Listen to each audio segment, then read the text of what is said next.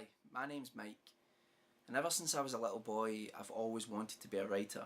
It's always been my main aspiration in life. It's always been the thing that I wanted to do most. I wanted to spark people's imaginations, the way that my imagination had been sparked by people like Ray Bradbury and Edgar Allan Poe and Bram Stoker and Stephen King. I'd always wanted to write stories that would affect people and maybe leave my mark somehow. But when I got into my teens, I lost my way with my writing. I'd always done it since I was a little boy. I'd always done it, and then I got to a point where I no longer felt confident in myself to do it, and I didn't feel like I could put my stuff out there for people to judge or to look at, and I just felt that I wasn't good enough. But I continued to write. I didn't show my friends any of my stories. I didn't show my family any of them. I didn't post any of them on the internet, even anonymously. I didn't put anything out there. And that changed a few months ago.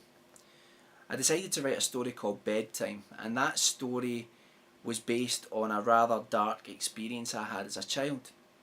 But it was one which, when I did post it online, people seemed to have responded to it in a big way. I posted it on a group called No Sleep on Reddit, first of all, and I don't know what really made me do it. I think part of it was the fact that I was just happy to be finally telling this story of something that I experienced as a child. Whether you wish to believe that it was supernatural or all in my mind is up to you, but it was something that seemed to resonate with a lot of people. And I put it out there on No Sleep, and then I put it on Wattpad, where it was read over 160,000 times. I put it on creepypasta.com, where it became one of the highest rated stories on that website, and I really couldn't believe the feedback that I got. People were just so supportive of me, people that I'd never met before, and it really meant the world to me. So it spurred me on. I started writing other stories. I wrote follow-up stories to Bedtime. I turned that into a novella. I started writing other standalone ghost stories and horror stories, and I started getting loads of emails from people saying, self-publish, why don't you self-publish, we'll buy your book.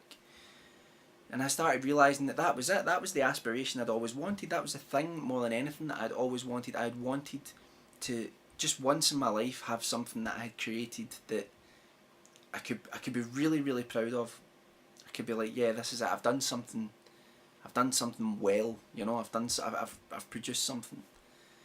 And especially if it was in writing, because that's what I'd always dreamed of doing when I was a little boy.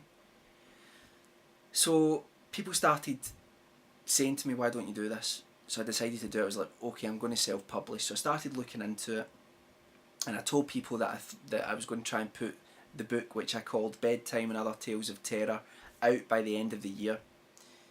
Unfortunately, what happened is that I realised that, number one, I had limited time, and number two, that the self-publishing route was actually a lot more difficult than I anticipated, financially and just in terms of figuring out how to do it.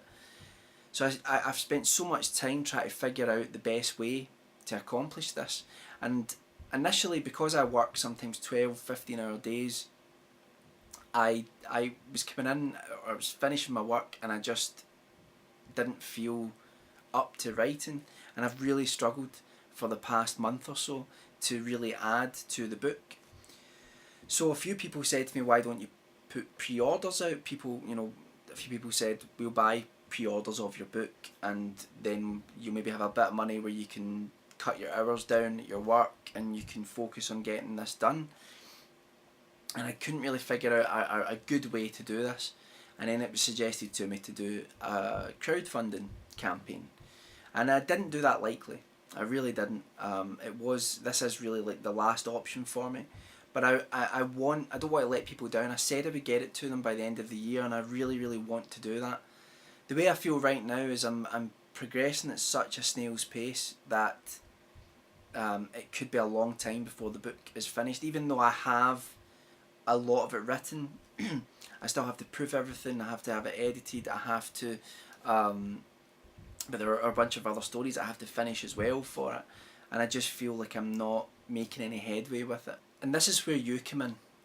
If you look below, you'll see links to the stories that I've already put online.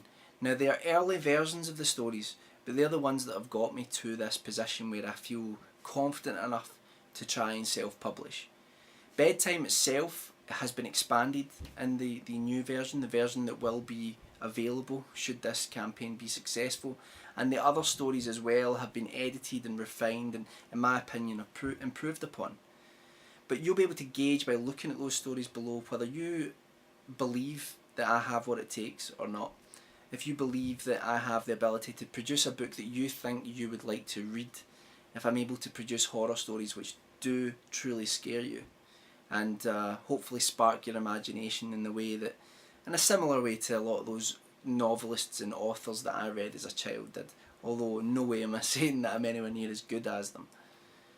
So, with this crowdfunding campaign, I want you to look at it as a way to pre-order the book. That was really where all this started. I wanted a way to be able to try to take in pre-orders, which would allow me to put the time towards getting the book in as good a shape as possible. So if you want to donate the amount to pre-order the book, then that's fantastic. Every penny counts. I really, really appreciate it. If you want to give more than that, then by all means that's fantastic as well. I really do appreciate that. However, it doesn't matter if it's $1 or $1,000. Well, the only difference is that if it's $1,000, I'll probably give you my kidney. But apart from that, any amount is more than appreciated. And like I say, I don't want you to think about it as just donations. I want you to think about it as you're buying the book. That's what you're doing. And you're helping the book happen. Now I hope I haven't offended anybody by asking for money, but I'll be putting updates regularly here. And if I can reach my goal, and God, if I could surpass it, that would be amazing. But if I can reach my goal, then hopefully, fingers crossed, I'll be able to get the book to you as quickly as possible. And I really hope that it scares you.